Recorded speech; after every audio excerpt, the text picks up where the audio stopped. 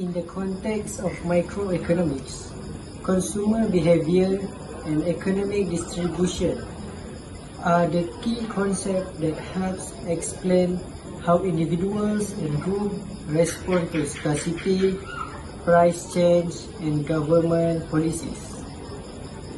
Petrol oil plays a major role in shaping both aspects in Malaysia.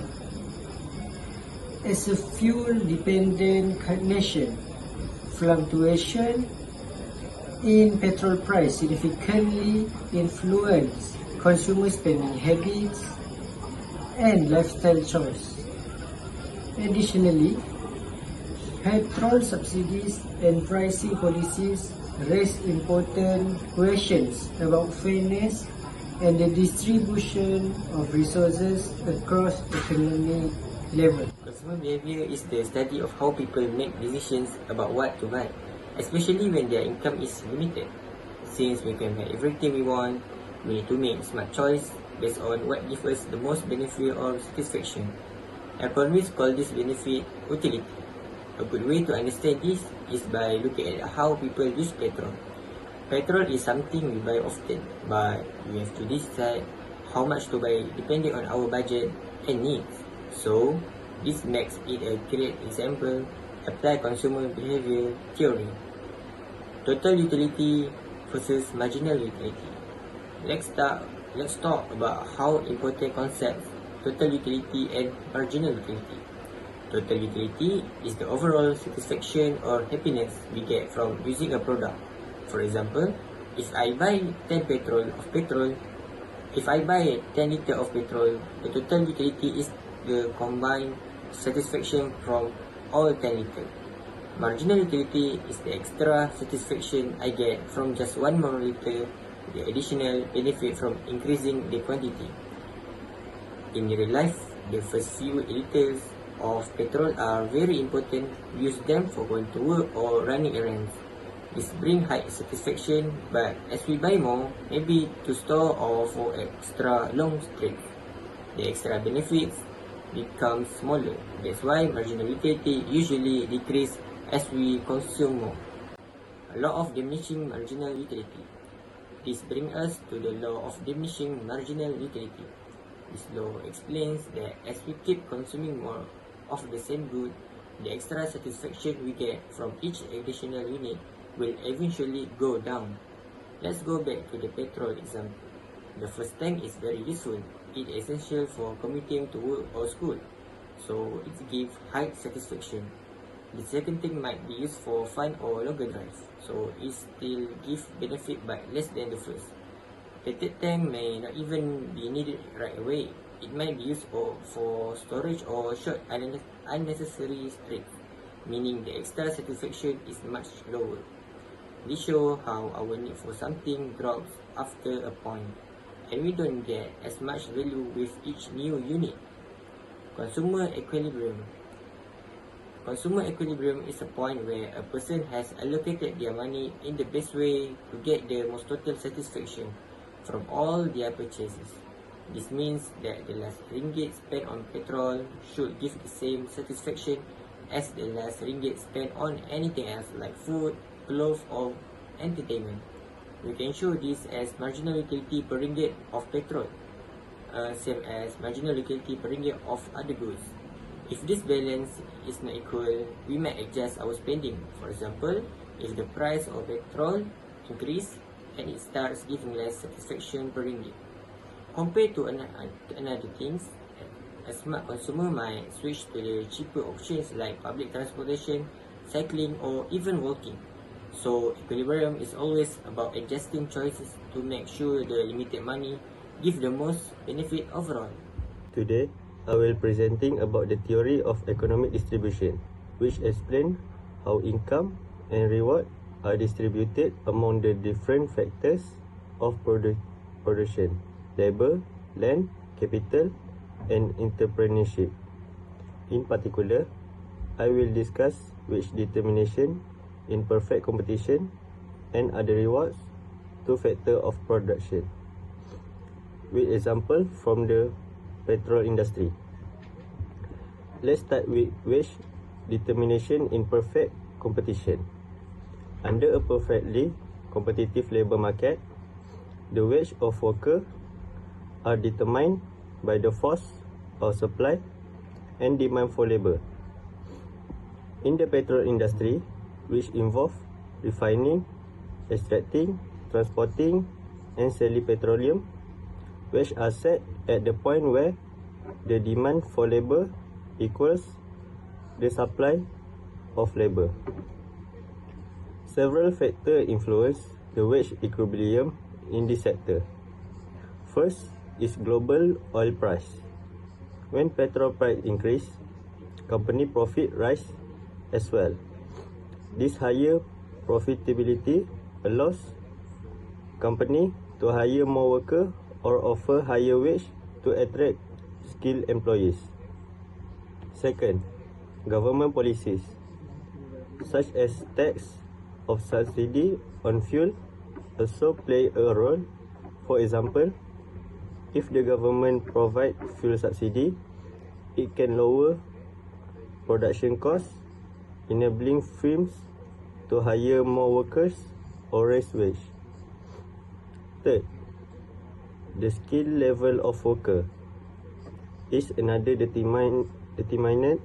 Skilled and experienced worker tend to earn higher wage because they contribute more effectively to the production process. Finally, technological advancement in the industry, like automation of production processes, can reduce the demand for labor. This could lead to a lower equilibrium wage because fewer workers are needed to produce the same output. Next, let's move to the other rewards to factor of production. In addition to wage for labor, there are three main rewards: rent, profit and interest. Rent is the reward paid for the use of land and natural resources. In the petrol industry, companies often need to lease land for oil drilling. This rent becomes an income for the landowners or the government. For example, when a company drills on government land, it pays rent for compensation for using that land. Second one is profit. Profit is the reward for entrepreneurship and risk-taking. Entrepreneur organizing production and take on risk to produce goods and service. In the petroleum sector, firm must make enough profit to continue operating. The normal profit refers to the minimum profit required to keep in the firm in the industry, covering costs and providing some incentive to stay in business. Lastly, we have interest, which the reward for capital investment. The petrol industry requires large capital investment in infrastructure such as drilling rigs, refineries, pipeline, and gas stations.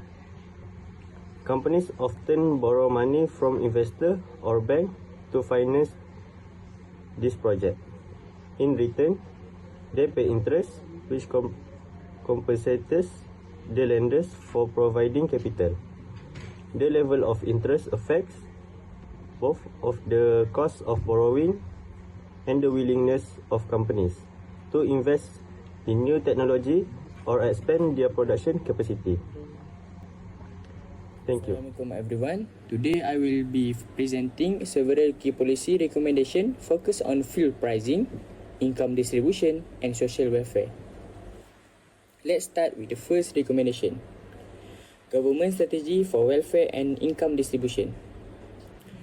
Malaysia implement fuel subsidies to control petrol price, mainly to protect the B40 and M40 income groups from global oil price increase. In addition, the government provide direct cash aid like bantuan tunai RAHMAN to help ease the burden of rising living costs. The fuel pricing ceiling policy also ensures that companies don't overcharge consumers for petrol, keeping energy accessible for all. Next, we move on to the second recommendation, wage equity, rent control, and profit sharing. It suggested that sectors affected by oil price volatility, like transport and logistics, should have a minimum wage to ensure fair pay. For rent control, stricter rules on land leasing for petrol stations can prevent private landlords from charging high rents that lead to fuel price hikes. Lastly, imposing a windfall profit tax on oil companies during periods of high profit can help fund public welfare or improve infrastructure. Lastly, let's look at the real-world example of successful policies. In Malaysia, the RAH95 petrol subsidy helps stabilize fuel price and supports the B40 income group. In Indonesia, use a blended approach. Purchase subsidies with occasional price hikes to balance demand and government spending. And in Norway, oil export surplus are invested in sovereign wealth fund, which funds long-term social programs and ensures fair distribution of oil wealth. To conclude, these policy recommendations aim to protect vulnerable groups, stabilize fuel price, and ensure fair economic participation. Thank you. In conclusion, the Malaysian petroleum subsidy raised to the forefront the consumption pattern, pivotal role in the creation of economic outcomes. How people consume petrol directly affect the country's economic performance. For example, increased or reduced petrol usage can influence transportation trends, production costs, and general consumer spending. Understanding this consumption pattern is essential because they reflect how economic resources are used across society.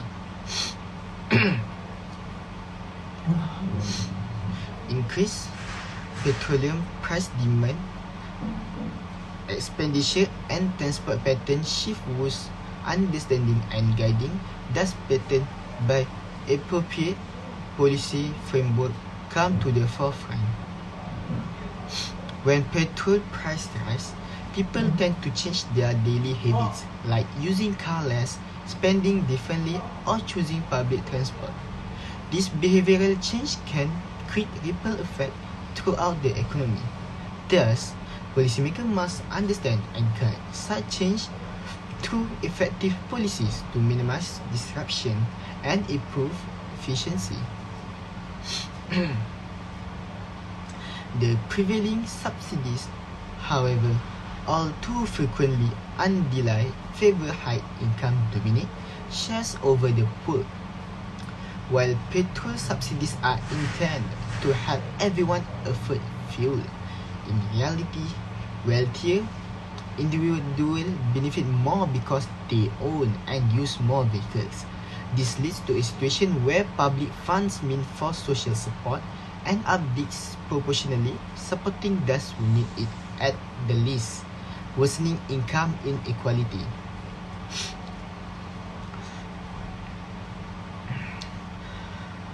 For the purpose of securing economic stability, future policy must take note of its incentive and support in behalf of efficient utilization and justice, such as wage equity, rent control, and profit tax. To promote a fair and stable economy, future policies must include incentives that encourage responsible fuel use and support vulnerable population. Measures such as raising wage in affected sector, regulating rent, and taking excess profit from oil companies can distribute wealth and support equitable access to resources. To lesson drawing from the international experience, Malaysia has the potential to design reform in behalf of favorable consumer response, resource justice, and stable economy in the long run. Other countries like Indonesia, and Norway offer useful example of how to structure fuel subsidies and manage petroleum revenue wisely. By studying these models, Malaysia can create smarter, fair policies that support sustainable consumer habits, protect public resources, and promote long-term economic stability.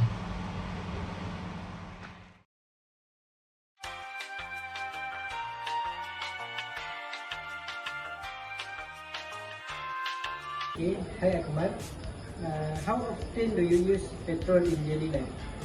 Well, I usually use petrol when I'm going to my class at the faculty, and also when I just ride around town. Okay, second question. When petrol price increase, do you change your spending habits?